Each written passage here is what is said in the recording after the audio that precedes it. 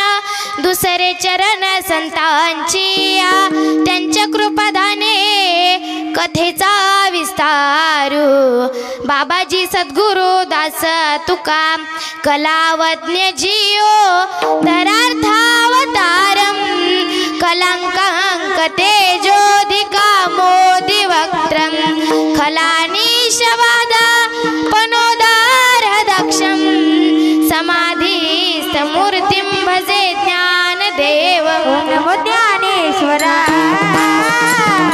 ओम नमो ज्ञानेश्वरा,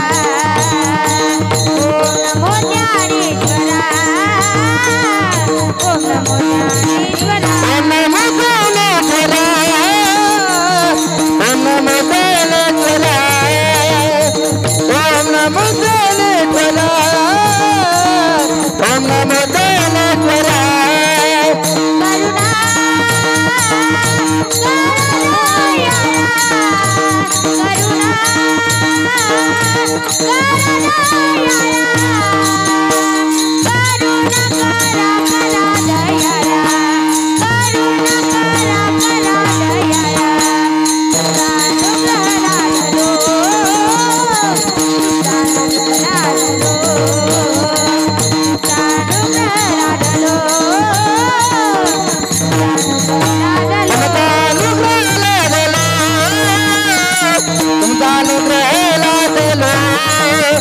तुमचा अनुग्रह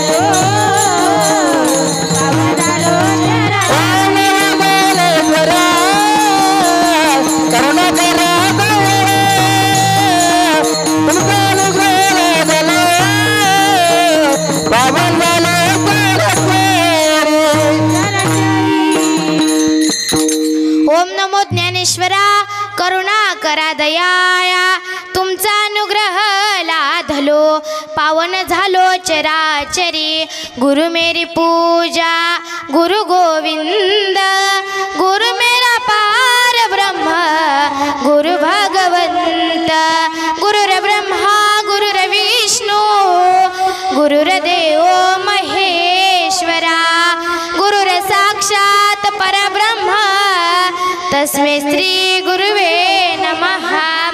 आपुलिया हिता आवड देवासी तो ऐका प्रकार आवड देवासी तो ऐका प्रकार नामाचा उच्चार रात्रंदीन तुळसी माळ गळा गोपीचंदन टिळा हृदय कळवळा वैष्णवांचा विठाला विठाला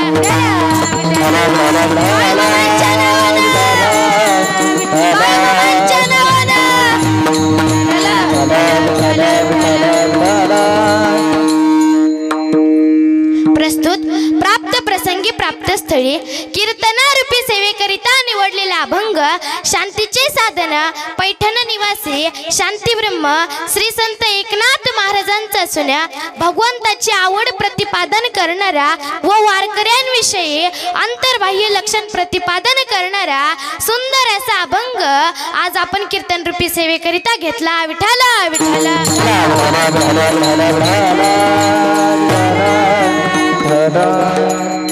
आता पहा कार्यक्रमाचं आयोजन काय कार्यक्रमाचं नियोजन काय हे जरी सर्वांना माहीत असलं तरी वक्त्याचं आद्य कर्तव्य आहे की अल्पसा परिहार देणं. आज ज्यांच्यामुळे इथे मला कीर्तन रूपी सेवा भेटली असे असणारे माणिक काका इरकर आणि शहाजी काका इरकर या दोघांचेही अंतकरणापासून आभार मानते व तसे शूटिंगवाले असतील मृदुंग वादक असतील गायनाचार्य असतील टाळकरी असतील यांच्या सर्वांचे मी अंतकरणापासून आभार मानते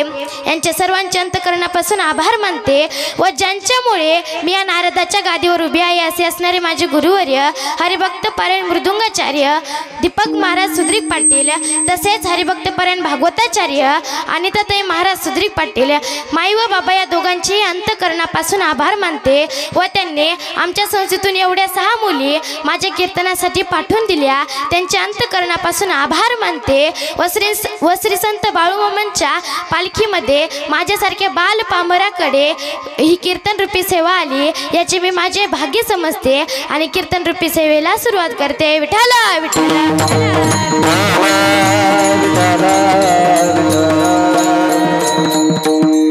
आता आपल्या कार्यक्रमाचं निमित्त काय आहे की श्री संत बाळूमामांची पालखी आपल्या गावामध्ये आली. बघा गावकरी मंडळींनो आपण किती भाग्यवान आहोत. आता बाळूमामा हे कोणाचा अवतार होते हे तुम्हा सर्वांना माहीतच असेल. महिला मंडळ बाळूमामा कोणाचा अवतार होते? महादेवाचा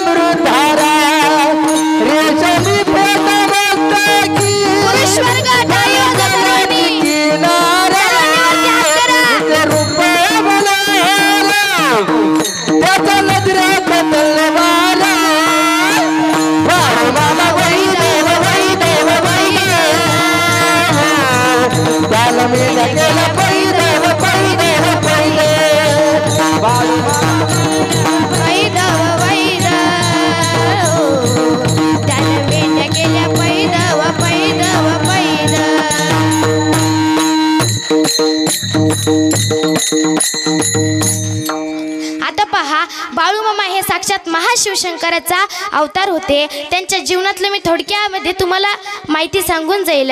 त्यांचा जन्म 3 ऑक्टोबर रोजी बेळगाव जिल्ह्यात त्यांचा जन्म झाला. कर्नाटक राज्यात त्यांचा जन्म झाला. त्यांच्या आईचे नाव सत्यव्व आर भावे तसेच वडिलांचे नाव मायाप्पा आर भावे असे होते. मामांनी पुढे येऊन जीवनामध्ये येऊन फार मोठे चमत्कार घडवले. कारण ते कोण होते? संत होते. त्यांनी जीवनामध्ये येऊन फार काही चमत्कार घडवले. आता त्याच्यातला एक चमत्कार मी तुम्हाला सांगून जाईल. चिक्कोडी तालुक्यातील हुन्नरगी या गावामध्ये एक बाळाबाई रानगे नावाची महिला राहत होती. अतिशय भांडकुदळ होती. अतिशय अतिशय म्हणजे इतकी भांडत होती की तिला लोकांना भांडण्यासाठी क्षुल्लक कारण पुरेसे पाडायचे, इतकी भांडायची, तिला भांडण्याचा नादच होता. म्हणून गावात तिच्या कुणीही नादी लागत नसे. बाळाबाई फार भांडखोर होती म्हणून गावात तिच्या कुणीही नादी लागत नसे. आता पहा, तिथं जवळच्या गावामध्ये हाल सिद्धनाथाचं मंदिर होतं आणि त्या मंदिराचं बांधकाम काढण्यात आलं. तेव्हा मामांनी आपल्या सेवेकऱ्यांना सर्वांना सांगितलं की हे बघा, गावोगावी जाऊन सर्वांकडून वर्गणी गोळा करून आणायची. त्यावेळेस मामांचे सेवेकरी सगळीकडे वर्गणी मागायला गेले. सगळ्यांकडची वर्गणी जमा झाली, परंतु कोणाची हिंमत झाली नाही बाळाबाईला वर्गणी मागायची. कोणाचंच धाडस होत नव्हतं बाळाबाईला वर्गणी मागायची, कोणाचंच धाडस झालं नाही. आणि सर्वांनी वर्गणी दिल्या, परंतु बाळाबाईला कुणी वर्गणी मागायलाच गेलं नाही. ही गोष्ट ज्यावेळेस मामांना कळली त्यावेळेस मामा आले आणि म्हणाले, तुम्ही बाळाबाईला वर्गणी का म्हणून नाही मागितली? त्यावेळेस ते म्हणाले, मामा ती बाई अतिशय भांडकुदळ आहे. आता बाळाबाई भांडकुदळ होती, परंतु त्याच्यामध्ये तिच्या घरावर 18 विश्व दारिद्र्याचा भर पडला होता, म्हणून तिच्या कोणीच नादी लागत नव्हतं. त्यावेळेस मामांच्या सेवेकऱ्यांनी सांगितले की बाळाबाई फार भांडकुदळ आहे मामा, म्हणून आम्हाला तिच्याकडे जायची भीती वाटत होती, म्हणून आम्ही तिला वर्गणी मागितली नाही. त्यावेळेस मामा म्हणाले, थांबा मीच आणतो तिच्याकडे वर्गणी जाऊन. त्यावेळेस मामा तिच्याकडे वर्गणी आणण्यासाठी निघाले. मामांच्या सेवेकऱ्यांनी त्यांना अडवलं, म्हणाले, मामा तिकडे जाऊ नका, कारण तुमच्यासारख्या साधू पुरुषाला सुद्धा काही बोलायला ती बाळाबाई हलगर्जीपणा करणार नाही. मामा तिकडे जाऊ नका. परंतु मामा कोणाचं ऐकणारे होते. मामा तिथे गेले, बाळाबाईच्या घरी गेल्याच्या नंतर तिला विचारलं की का ग बाई तू हाल सिद्धनाथाच्या मंदिराची वर्गणी का म्हणून दिली नाहीस? त्यावेळेस बाळाबाई सरळपणे म्हणाली, मामा अद्याप माझ्याकडे कुणीही वर्गणी मागायला आलं नाही.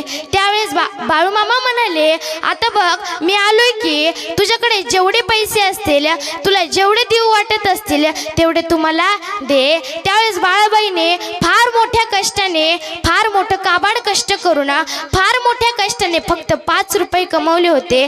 तिनं ते पैसे काढले आणि मामांच्या हातावर ठेवले. आता मामांना तिची दया आली, अरे एवढी ही बाई गरीब आहे, परंतु तरी सुद्धा तिचं दातृत्ववान बघून मामांना तिची दया आली आणि मामांनी काय केलं, आपल्या पायातल्या जोड्या काढल्या आणि तिच्या घराच्या भिंतींना 3 वेळेस ताड असं 3 वेळेस वाजवलं.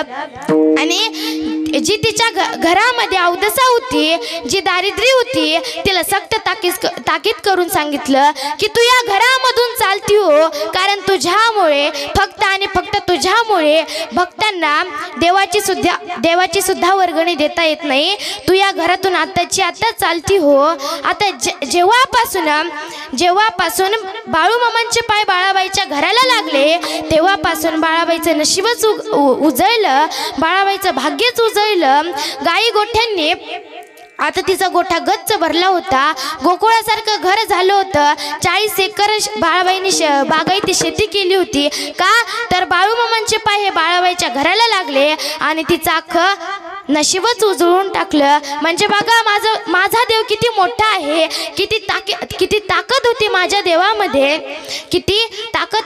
देवामध्ये, आता याच्या पुढेही जाऊन मामांनी आणखी चमत्कारे घडवलेले आहेत, असे अनेक चमत्कारे घडवलेले आहेत. परंतु आपल्याला काही जास्त वेळ नाही, तरी सुद्धा सांगून जाईल. बघा, वारण्याच्या खोरामध्ये एक मामांचा निस्सिम भक्त राहत होता. तो शंकराचीही भक्ती करायचा आणि मामांचीही भक्ती करायचा, परंतु त्याला हेच माहीत नव्हतं की मामांचा अधिकार काय आहे, हेच त्याला माहीत नव्हतं. आता त्याचं नाव होतं धोंडेबा पाटील. या धोंडेबा पाटलाचं काही दिवसांनी लग्न झालं. लग्न झाल्याच्या नंतर आई वडील दोघेही वारले. धोंडेबा पाटलाचे आई वडील दोघेही वारले. आता त्याची परिस्थिती ही अतिशय नाजूक होती. धोंडीराम पाटलाची परिस्थिती अतिशय बिकट होती. आता लग्न झाल्याच्या नंतर त्याला एक मुलगी झाली. पुन्हा काही दिवसांनी एक मुलगा झाला. झाला. त्याच्यानंतर पुन्हा 1950 सालामध्ये त्याला एक मुलगी झाली. आता 3 लेकरं जगवायचे. आता कसं करायचं? परिस्थिती ही अतिशय नाजूक आहे. आता काय करायचं? आता बघा, ज्या वेळेस तुमच्या कांद्याचे चांगले पैसे येतील त्यावेळेस तुम्हाला देव आठवेल का? महिला मंडळ आठवेल का? कांद्याचे चांगले पैसे आले तुम्हाला देव आठवेल का? बोलत चला. नाही. आणि तेच कांदे जर सोडून गेले तर आठवण आल्याशिवाय राहणार नाही. बघा, आता 3 लेकरं जगवायचे. आता कसं करायचं? शेती आहे परंतु शेतामध्ये काही पेरायला, शेतामध्ये काही पेरण्यासाठी पैसे नाहीत. आता कसं करायचं? मग त्याने काय केलं? त्याच्याकडे जेवढी शेती होती तेवढी गावच्या सावकाराकडे घाण ठेवली आणि जेवढे सावकारांना पैसे दिले आणि तो ते पैसे घेऊन घरी आला. आपल्या लेकरांना खायला प्यायला घेऊन घरी आला. आता बघा, जसं मधमाशा त्या मधाच्या पोळीकडे जसं धाव घेतात ना, तसंच तो धोंडीराम पाटील घरी आला ना, तशी ती लेकरं त्या धोंडीराम पाटलाकडे धाव घ्यायची.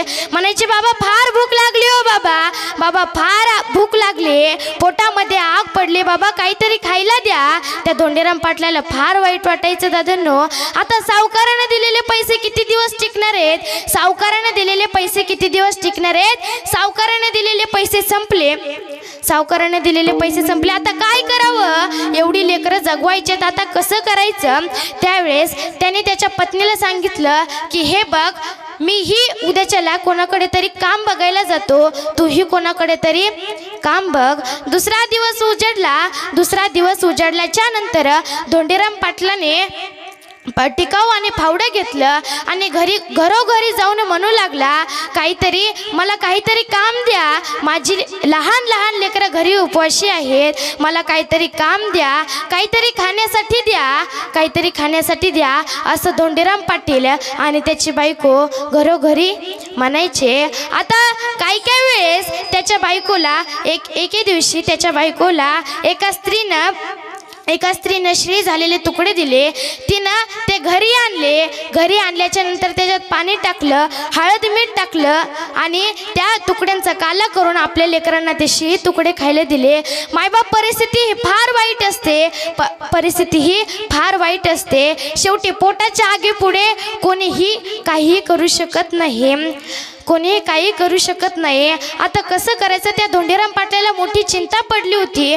कोणी काही कामही देत नाही. आता कसं करायचं? रोज तो आणि त्याची पत्नी घरोघरी जाऊन काम करायचे.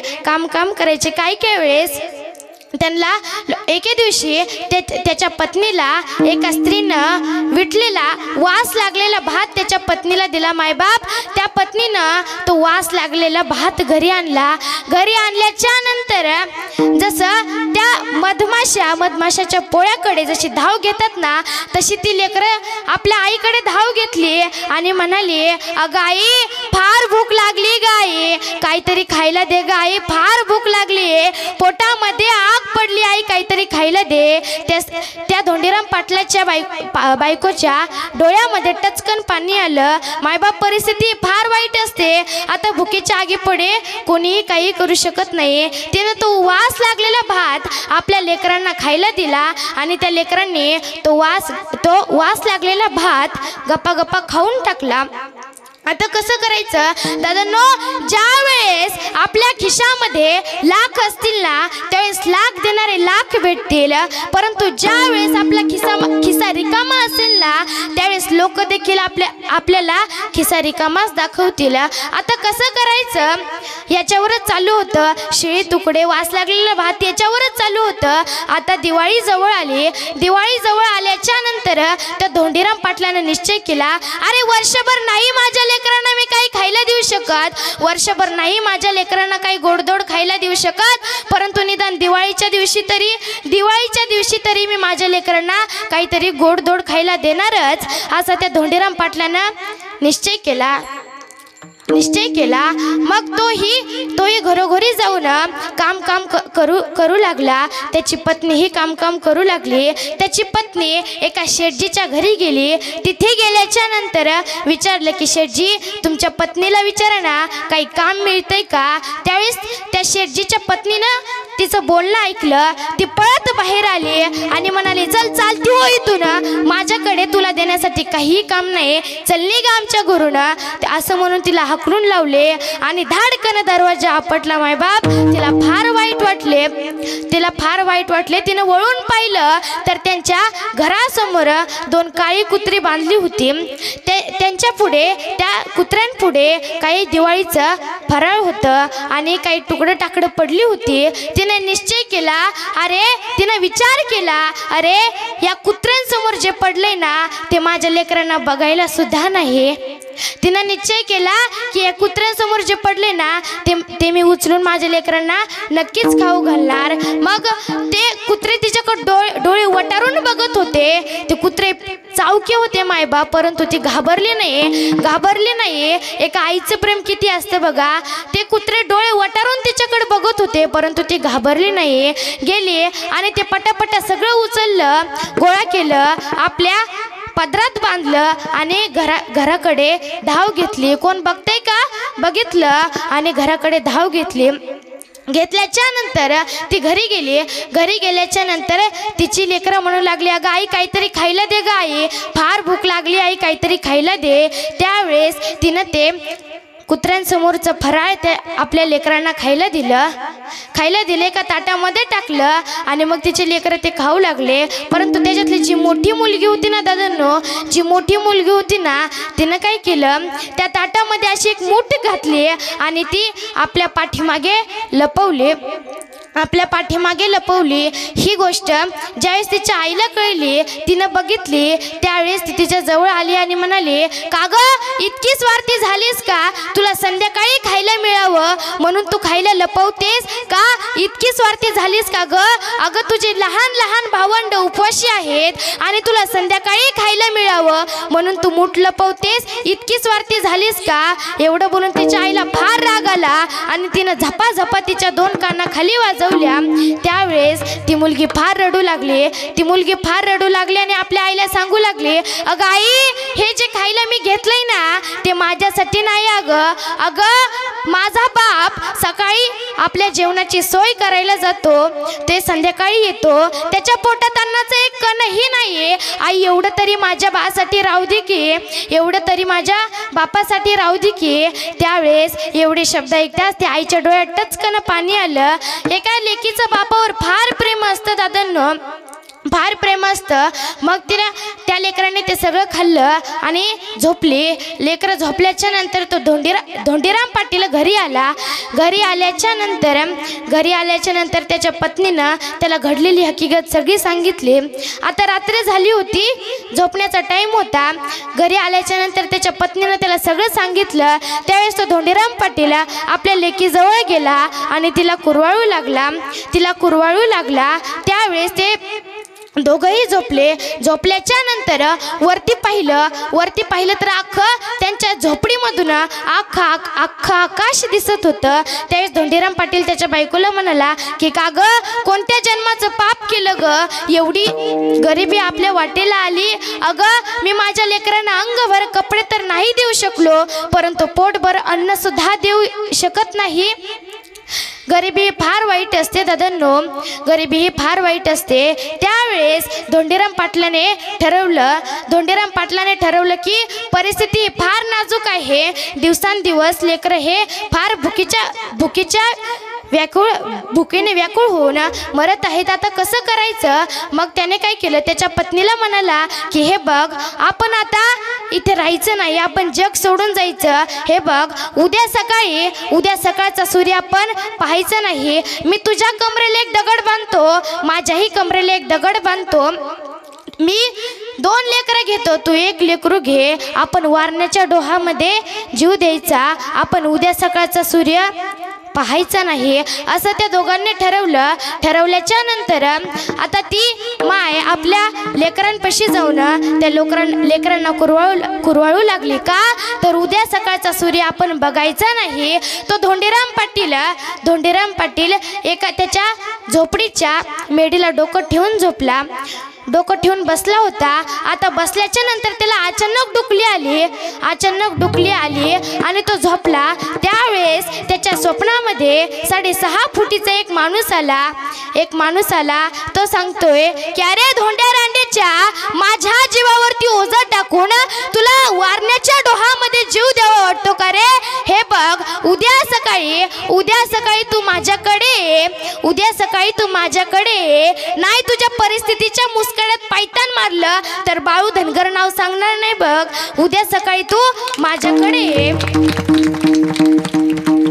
त्यावेळेस एवढे शब्द ऐकताच धोंडीराम पाटलाने खाडकन डोळे उघडले, आपल्या पत्नीजवळ गेला आणि म्हणाला की अगं ऐक ना, माझ्या स्वप्नामध्ये कोणता तरी बाळू धनगर आला होता। तो मला सांगतोय की हे बघ, तू उद्याच्याला माझ्याकडे ये, मी तुझ्या परिस्थितीच्या मुस्कड्यात नाही पायतान मारलं तर बाळू धनगर नाव सांगणार नाही। अगं कोण आहे हा बाळू धनगर?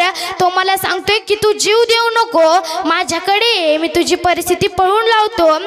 कोण आहे हा बाळू धनगर? त्यावेळेस धोंडीराम पाटलाची पत्नी म्हणली की मालक, तुम्ही उद्या सकाळी त्या बाळू धनगरकडे जाऊन या। उद्या सकाळचा सूर्य पाहायचा नाही तर आपण परवा सकाळचा सूर्य पाहायचा नाही। परंतु एक दिवस झाला म्हणून काय झालं, तुम्ही उद्याच्याला त्या बाळू धनगरच्या तळावर जाऊन या। दुसरा दिवस उघडल्याच्या नंतर तो धोंडीराम पाटील लवकर उठला, आवरलं आणि मामांकडे जायला निघाला। त्याच्याकडे 10 रुपये सुद्धा नव्हते। मायबाप शेजारच्याकडून 10 रुपये उसने घेतले, म्हणाला की आल्याच्या नंतर तुमचे 10 रुपये परत करीन, परंतु मला आता 10 रुपयाची फार गरज आहे, वाटल्यास तर 10 रुपयासाठी तुमच्या घरी साल घालीन, परंतु मला आता 10 रुपये द्या। 10 रुपये घेतले। आता मामांचा पत्ता विचारू लागला, कुठे आहे त्या बाळू धनगरचा तळ असा पत्ता विचारू लागला। लोकांनी सांगितलं की मामांचा तळ हा कापशी गावामध्ये आहे। कापशी गावाची एसटी पकडली, बस पकडली आणि त्या कापशी गावामध्ये गेला। पुन्हा लोकांना विचारलं की कोणता आहे त्या बाळू धनगरचा तळ। लोकांनी त्या धोंडीराम पाटलाला मामांच्या तळावर नेलं। तिथे गेल्याच्या नंतर विचारलं की बाळू धनगर कुठे? लोकांनी मामांकडे बोट केल्याच्या नंतर तो माझ्या मामांकडे गेला। मामांचं दर्शन घेतलं, संध्याकाळची आरती झाली, परंतु मायबाप त्याला धाडच झालं नाही, हिम्मत झाली नाही की आपली परिस्थिती काय आहे ती मामांना सांगायची। त्याचा अजिबात धाडच झालं नाही।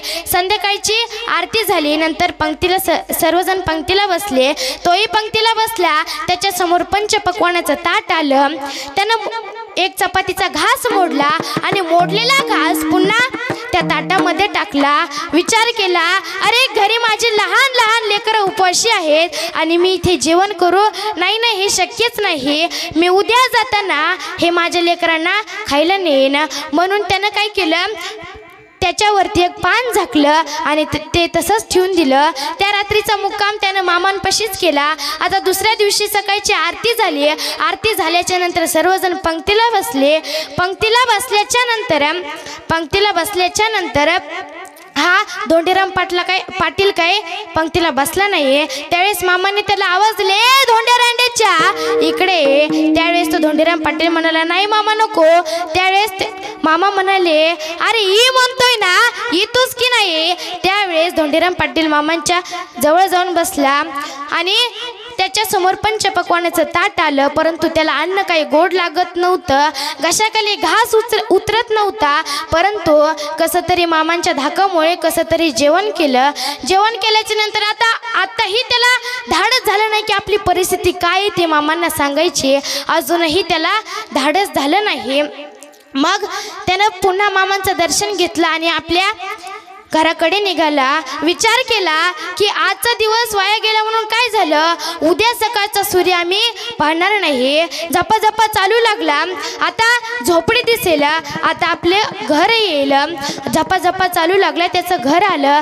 घर आल्याच्या नंतर बघतो तर काय, अरे जे रोज एका कोपऱ्यामध्ये भूक भूक करत बसणारी लेकरं आज अंगणामध्ये खेळत आहेत.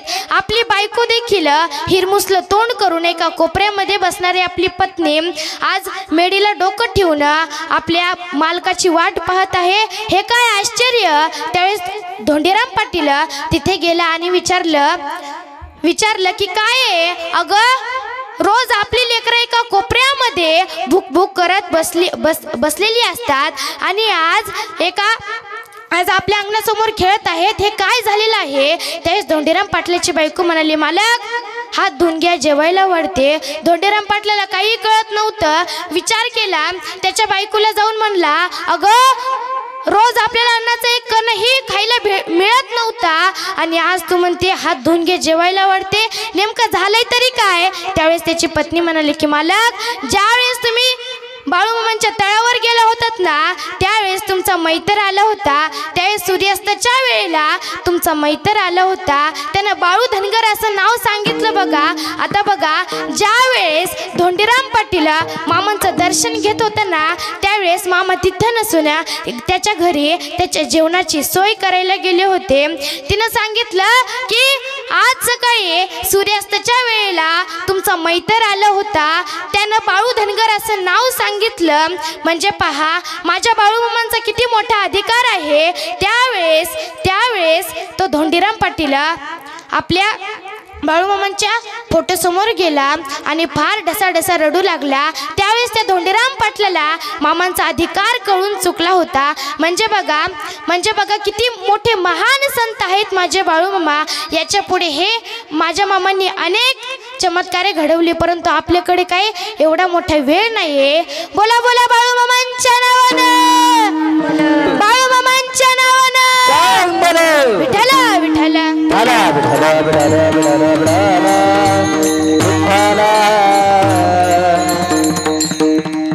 या अभंगाचा सरळ सरळ अर्थ असा आहे, नाथ महाराज या अभंगामध्ये म्हणतात, आवडे देवासी तो ऐका प्रकार, नामाचा उच्चार रात्रंदिन. त्या देवाला काय आवडतं, त्या भगवंताला काय आवडतं, रात्रंदिवस त्याच्याच नामाचा उच्चार केलेला, रात्रंदिवस त्याचंच नामस्मरण केलेलं त्या भगवंताला आवडतं. तुळशी माळ गळा गोपी चंदन टिळा, हृदयी कळवळा वैष्णवांचा. प्रत्येकाने गळ्यामध्ये पवित्र अशी तुळशीची माळ घाला, भाळावरती गोपी चंदनाचा टिळा लावा आणि आपल्या हृदयामध्ये महात्म्यांबद्दल वैष्णवांबद्दल कळवळ ठेवा. आषाढी कार्तिकी पंढरीची वारी साधना निर्धारी आनळ नाही. वर्षामध्ये 2 वाऱ्या येतात, आषाढी आणि कार्तिकी. एक आईची असते, एक बापाची असते, एक म्हणजे एक आळंदीची असते आणि एक पंढरपूरची असते. या 2 वाऱ्या आपण आपल्या जीवनामध्ये आल्याच्या नंतर नित्यनेमानं केलेच पाहिजे. एका जनार्दनी ऐसा ज्याचा नेम, तो देवा परम पूज्य जगी. आपल्या जीवनामध्ये एकतरी नियम पाहिजे. सकाळी लवकर उठून देवाची देवपूजा करणे, सकाळी लवकर उठून देवाची देवपूजा करणे, संध्याकाळी माऊलींचा हरिपाठ वाचणे, तुळशीला 1 तांब्याभर पाणी घालणे, असा आपल्या जीवनामध्ये एकतरी नियम पाहिजे. हा झाला आपल्या अभंगाचा सरळ सरळ भावार्थ. विठ्ठल विठ्ठल.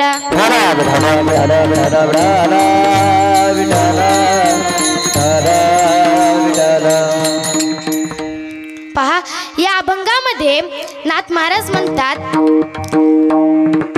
विठ्ठला विठ्ठला.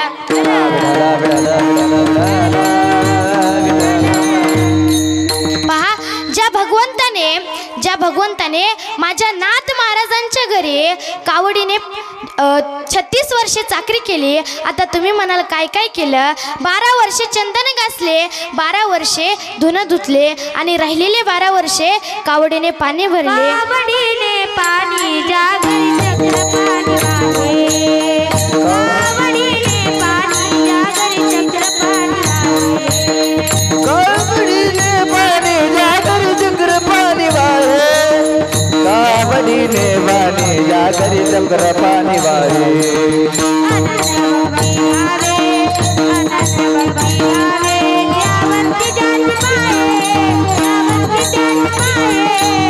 ओ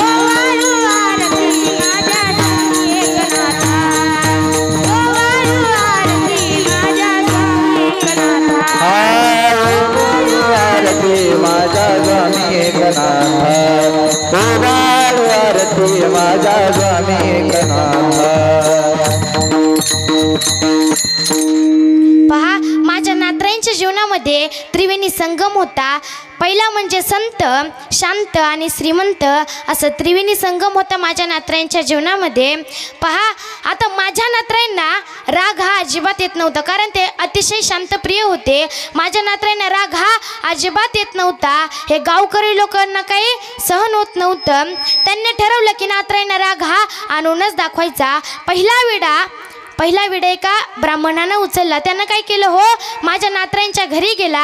असं तसं गेला का, तर नाही, त्यांच्या घरामध्ये जोडे घालून गेला. त्यावेळेस नातराईंची देवपूजा चालू होती आणि नातराई ज्या पाटावरती भगवंताला बसवणार होते त्या पाटावरती हा स्वतः जाऊन बसला. तरीसुद्धा माझ्या नातराईंना काही राग आला नाही. उलट नाथ महाराज गिरिजा मातेला म्हणाले, अगं गिरिजा, आपल्या घरी मोठ्याचं लेकरू आलेलं आहे, काहीतरी चांगला स्वयंपाक कर. त्यावेळेस गिरिजा माता म्हणाल्या, बरं ठीक आहे. त्यावेळेस त्या ब्राह्मणानं मनातली मनात विचार केला की यांचा पाहुणचार असाच सुरू राहील, परंतु आपण ज्या कामासाठी इथं आलेलो आहोत ते काम पूर्ण करूनच जायचं. त्यावेळेस गिरिजा मातेने थोड्या वेळामध्ये सुंदर असा स्वयंपाक बनवला आणि मग बनवल्याच्या नंतर गिरिजा माता तो वाढायला लागल्या आणि वाढायला जसं गिरिजा माता खाली वाकल्या तसा हा ब्राह्मण गिरिजा मातेच्या पाठीवरती जाऊन बसला. तरीसुद्धा माझ्या नातराईंना राग आला नाही. उलट नातराय गिरिजा मातेला म्हणाले, अगं गिरिजा, मोठ्याचं लेकरू आहे, ते खळीला आले, त्याला पडू देऊ नको.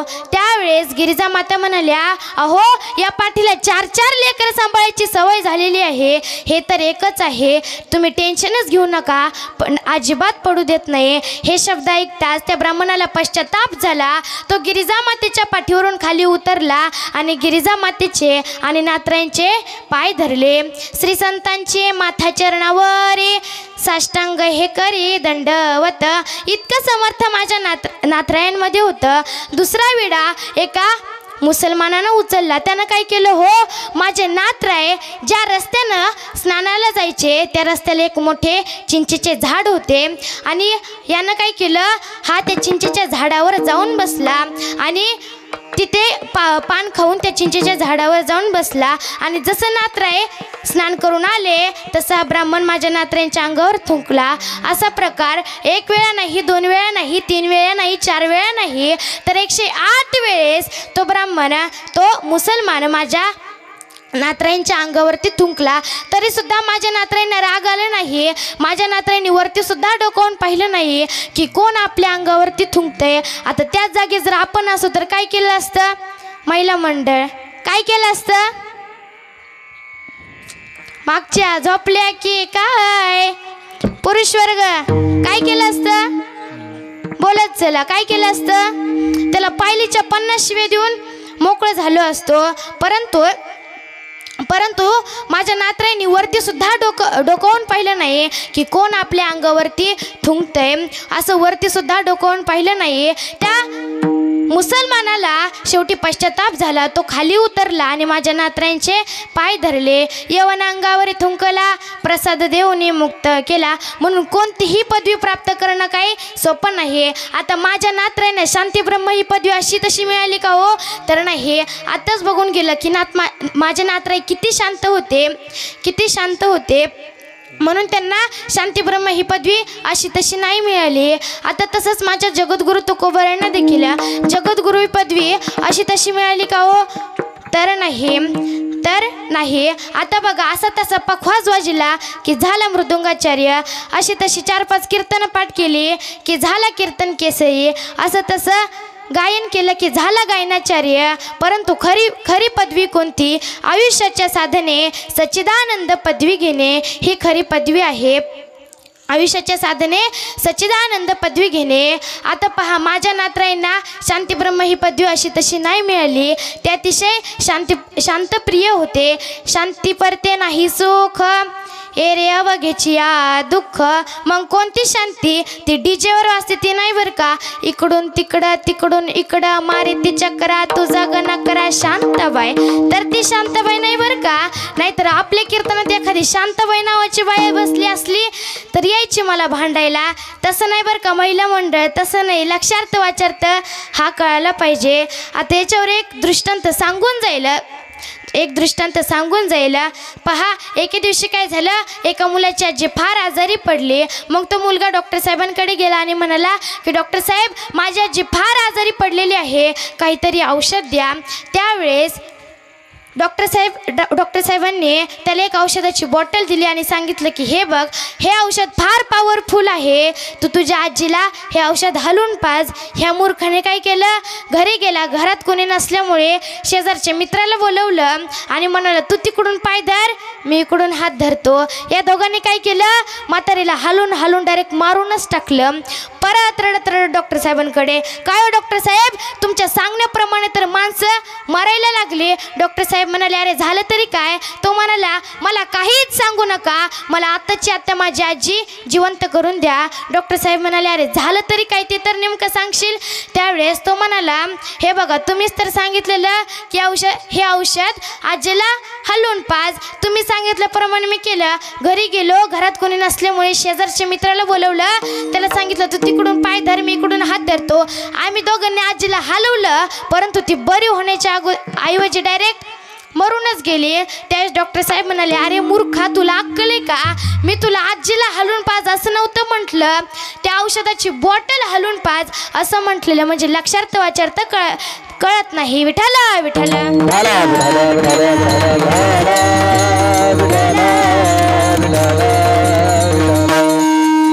पहा, लक्षार्थ वाचार्थ हा कळायलाच पाहिजे, नाहीतर फार मोठी फजिती होत असते. पहा, आता विनोद म्हणजे कीर्तन नाही आणि कीर्तन म्हणजे विनोद नाही. मग कीर्तन म्हणजे काय, कीर्तनाचा अंग होय अंग हरी रूप. पहा, आता म्हणजे लक्षार्थ वाचार्थ हा कळायला पाहिजे. आपली मराठी भाषा अशी आहे की जिकडं वळली तिकडं वळली, तिची गाडी जिकडं जाईन तिकडं गेली. म्हणून तुम्ही अगोदर दुसऱ्याचं बोलणं नीट ऐकून घ्या आणि नंतरच ती गोष्ट करा. नाही तर ह्या पोरासारखं व्हायला बसलं, एखाद वेळेस करायला पण बसलात. विठाला विठाला.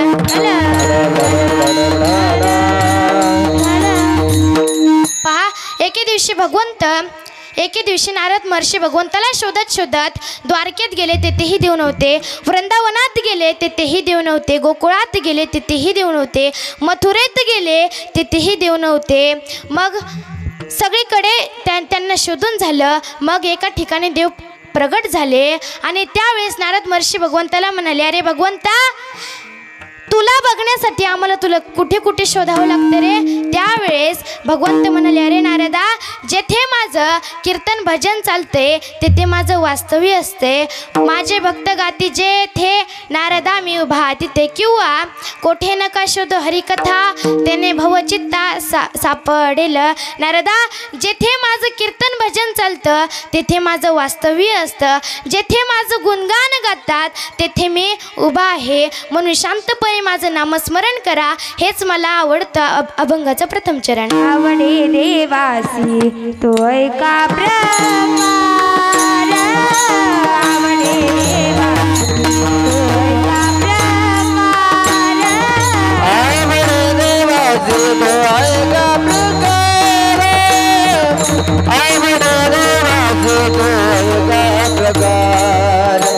नामाचा उच्चार रात्रंदिन, नामाचा उच्चार रात्रंदिन,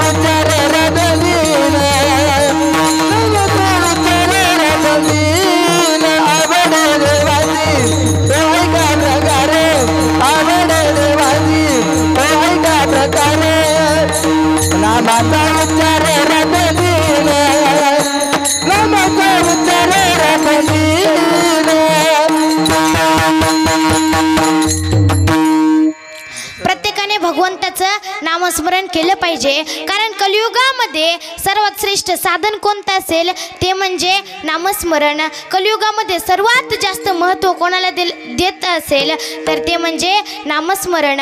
कारण भगवंताला नामस्मरण करणारेच भक्त हे फार आवडतात. आता नामस्मरण कोणासारखं करावं सांगून जाईल.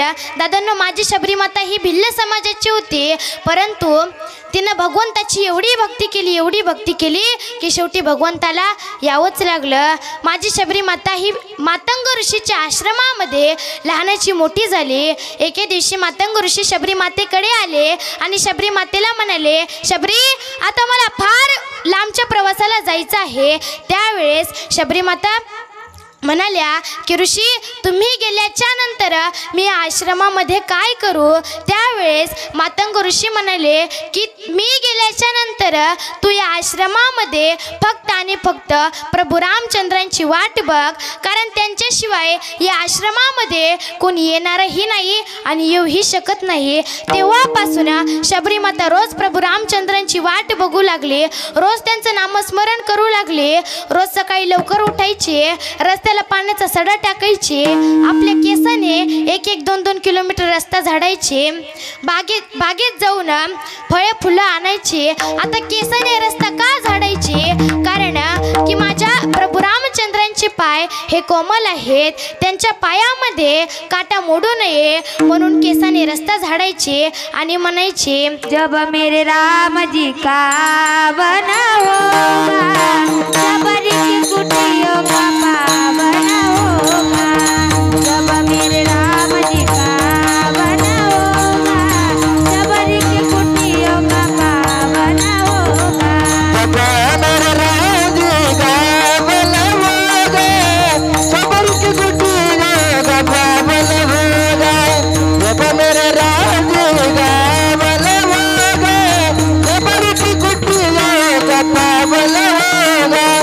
आएंगे रघुराम में तो आसन पे बिठाऊंगी, मीठे मीठे मेरे अपने हाथों से खिलाऊंगी. आएंगे रघुराम में तो आसन पे बिठाऊंगी, मीठी मीठी मेरे अपने हाथों से खिलाऊंगी.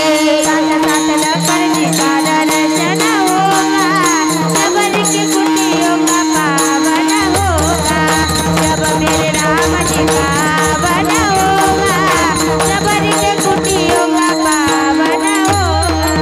जब मेरे राम जी का बना होगा, सबरी की कुटियों का पावन होगा. जब मेरे राम जी का बना होगा, सबरी की कुटियों का पावन होगा. एवढं नामस्मरण माझी शबरी माता करत होती. आता एके दिवशी प्रभू रामचंद्र लखनजीला म्हणाले की लखन, आज आपल्याला आपल्या मातेला भेटण्याकरिता जायचं आहे. त्यावेळेस लखनजी म्हणाले, प्रभू, सुमित्रा, कैकेयी आणि कौशल्या या 3 माता सोडून आपली 4थी माता कोणती? त्यावेळेस प्रभू रामचंद्र म्हणाले की लखन, या 3 मातेने आपली 14 वर्षे वाट बघितली, परंतु त्या मातेने आपली जन्मोजन्मी वाट बघितलेली आहे. आज तिला आपल्याला भेटण्याकरिता जायचं आहे. त्यावेळेस प्रभू रामचंद्र आणि लखनजी शबरी मातेला भेटण्याकरिता गेले. त्यावेळेस शबरी मातेचं नामस्मरण चालू होतं. श्रीराम जय राम जय जय राम, श्रीराम जय राम जय जय राम. सर्वांनी वरती हात करा. मागचे पहिला मंडळ. श्रीराम जय राम जय जय राम. श्रीराम जय राम जय जय राम.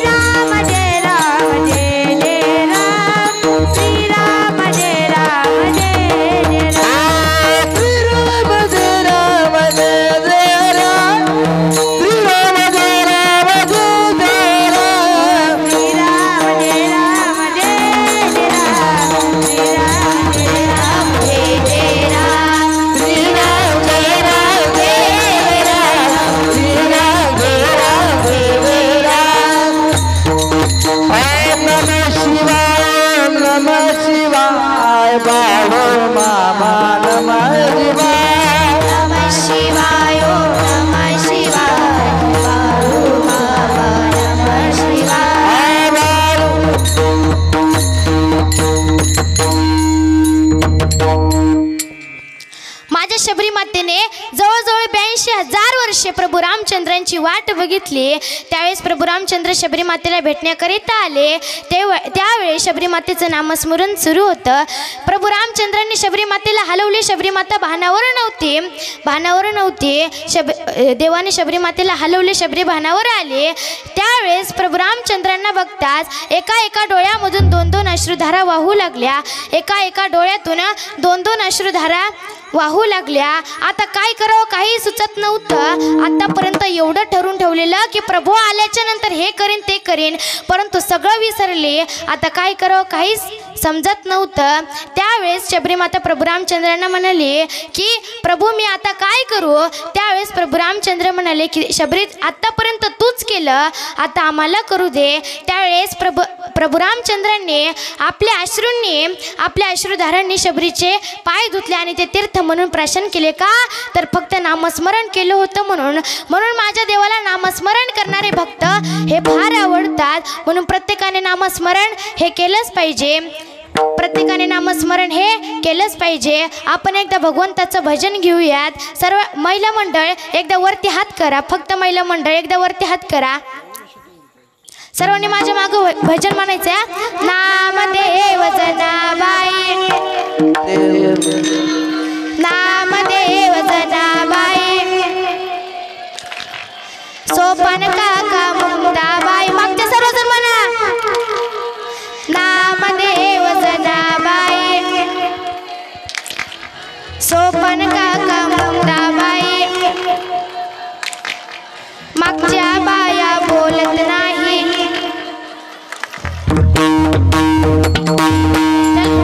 आता सर्वांनी वरती हात करा. पुरुष वर्ग महिला मंडळ सर्वांनी वरती हात करा. विठोबा रखुमाई,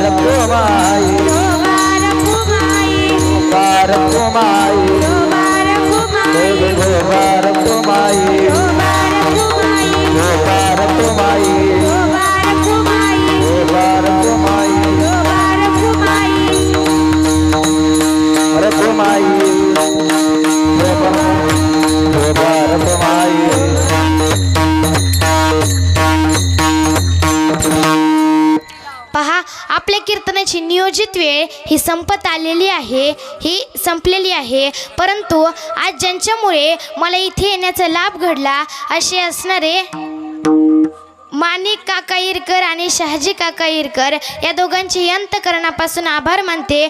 व तसेच मृदुंगाचार्य विकास महाराज अवसरे त्यांचंच यूट्यूब चॅनल आहे. तुम्हाला हे कीर्तन ऐकून घरी जाऊन जरी कीर्तन ऐकायचं असलं ना तरी यूट्यूबला फक्त वारकरी व्यासपीठ सर्च करा. आमच्या संस्थेतल्या सगळ्या मुलींची कीर्तनं त्यावर तुम्हाला दिसतील. तसेच आजच्या गायनाचार्य श्रद्धादी सोनूने तसेच श्री हरी महाराज या दोघांची अंतःकरणापासून आभार मानते. तसेच साऊंड सिस्टीमवाले दादा असतील, तुम्ही सगळे श्रोते मंडळी असतील, विनेकरी दादा असतील, या सर्वांचे अंतःकरणापासून आभार मानते. व आईवडिलांच्या चरणी, गुरुवर्यांच्या चरणी व श्री संत सद्गुरू बाळूमामांच्या चरणी सेवा समर्पित करते. आणि सेवेला पूर्णविराम. ज्ञानेश्वरा माऊली, ज्ञानराज माऊली,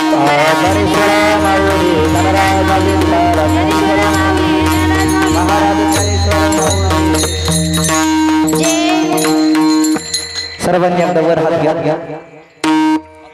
हात वर